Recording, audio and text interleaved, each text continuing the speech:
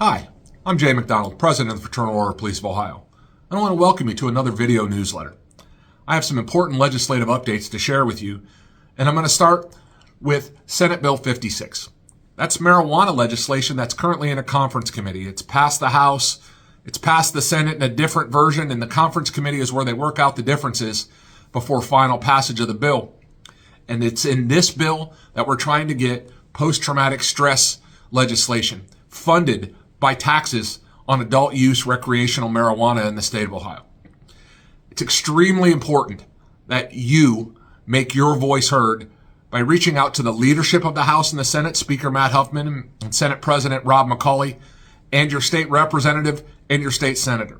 And in the very first comment on this Facebook post will be the list of all of those senators and representatives and how you can contact them. And we need your help. We need you to make your voice heard to get this important legislation passed. We've been working on it for about 15 years, and we've been optimistic before, but I'm optimistic now that with your help, we can get this done. But it's going to take all of us, and I need you to make those calls and send those emails and speak out on behalf of your brothers and sisters who are in need of this important treatment so they can get back to work and enjoy a quality of life that they deserve. I want to talk to you about pensions. We've been working really hard on your behalf for pensions. House Bill 280 from Representatives Abrams and Hall equalizes out the employer contributions in the Ohio Police and Fire Pension Fund. We're working very hard to make that a reality, and we'll be able to do that with your help. We're also working to establish a drop plan in PERS and work out a legislation that would make transferring from police and fire to OPERS or vice versa more palatable to our members so they don't lose their benefits. We're working on all three of those in support of passing those bills, and we're working to oppose House Bill 473, which is the elimination of pension pickup. Very few police union contracts anymore have pension pickup where the employer pays your portion. Just a couple dozen in the state of Ohio still around. But it's really an attack on your collective bargaining rights.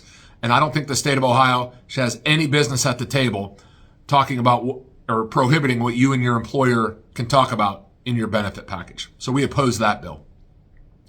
We are in strong support of House Bill 372, which is the Henderson Act, which would state the only applicable penalty for the aggravated murder of a first responder or a corrections officer is either the death penalty or life without parole.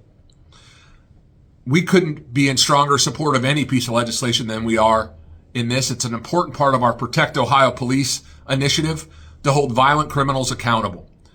It also takes that stress, worry, and anxiety off the families of our fallen who have to go back to the parole board and fight to keep their loved one's killer behind bars. This bill fixes both of those problems, and we are in strong support of the Henderson Act. The last thing I want to talk to you about is Senate Bill 295. You see, on July 4th, 2024, Officer Jamison Ritter of the Cleveland Police Department was brutally murdered in the line of duty by somebody who had just murdered their own grandmother.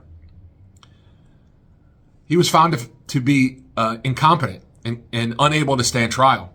And the state of Ohio has 1 year to restore his competency. And this killer's been in the Twin Valley Mental Hospital, but he hasn't been taking his medication. He hasn't been participating in the treatment that would help to restore him so that justice can be served. Senate Bill 295, sponsored by our good friend Tom Patton from Cuyahoga County, gives prosecutors additional tools in cases like this to help ensure that justice is done.